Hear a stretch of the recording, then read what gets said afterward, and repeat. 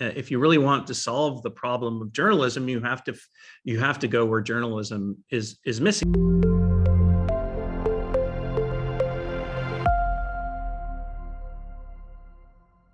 So, Tim, what are our future options for funding of journalism?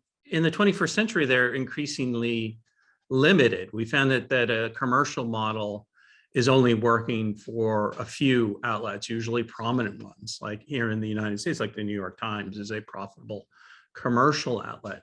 But where the commercial model is not working is in local news. Local news and information is in crisis. So what have we got? We've got public funding, like the ABC and SBS in Australia.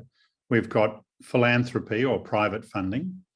We've got the big techs, and we've got new business models, I guess. There are some newspapers that have survived by changing their legal status from for-profit to not-for-profit, and they've relied upon city charities and some public funding. There are commercial options which still work to some degree in the United States with broadcast TV news. It is commercially viable. And then there are a lot of startups. Foundations have been giving money to not-for-profit local news startups with the hope that that money would act like a sort of seed investment, that they'll figure out a way to become viable. The difficulty everybody faces is that commercial objectives don't necessarily benefit what journalism should be about, and that is strengthening democracy. And you've written about that. What are your thoughts? There are a lot of ideas about journalism. Some people think that it should live or die by the dictates of the marketplace, and that if you can't make enough money by selling advertising, then there's no reason for you to exist. There are slightly more sophisticated thinking about it that thinks of journalism as a public good. And once you accept that notion, then it shouldn't be that hard to think then we need to find some public mechanisms for supporting journalism. And there are a lot of models in the United States. We're still funding public media on a model that's more than 50 years old. In 1967, we passed the Public Broadcasting Act, which puts aside in the neighborhood of 425 to 470 million US dollars a year.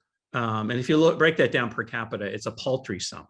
In the United States, it's about $1.50 per person, whereas countries like Germany, Sweden, and even Australia fund public media at a much higher rate. Every man, woman, and child in Australia stumps up about $160 for 3 years funding for the ABC and SBS.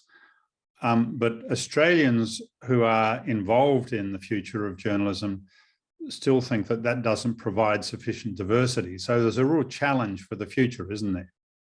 It is, and I think we have a similar problem in the United States. When we created that model for funding, again, it was 1967. The state of the art at the time was broadcast TV and radio. But nowadays, a lot of local news operations are finding that internet-based outlets are a much cheaper way to share news with a broader audience.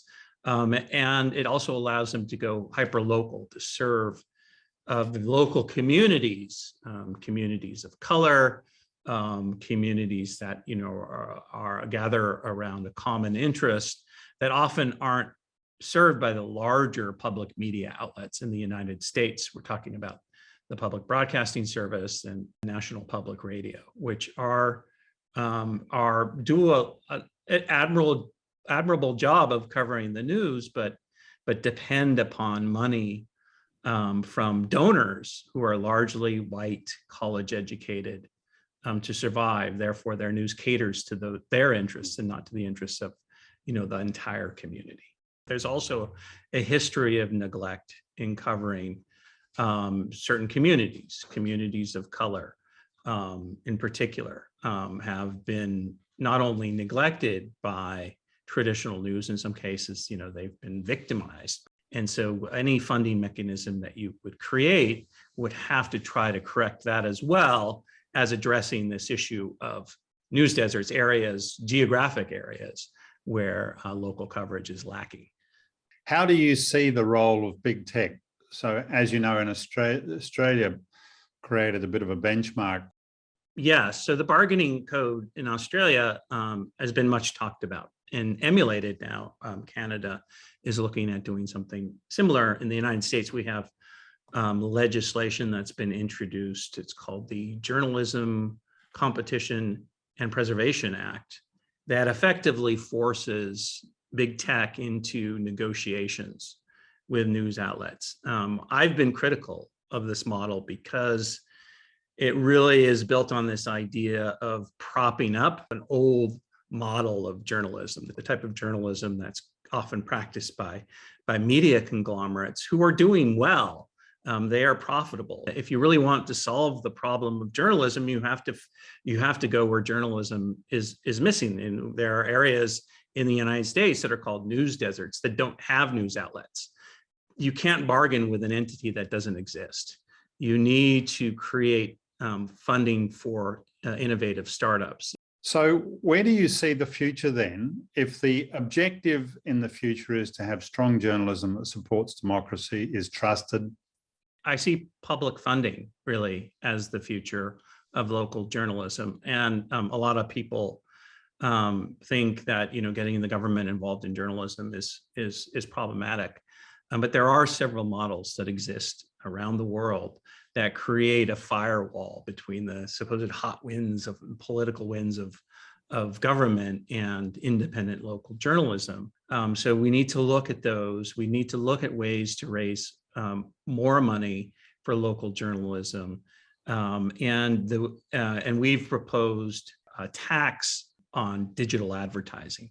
The companies in the United States and around the world that profit the most from that just so happen to be Facebook and Google and increasingly Amazon.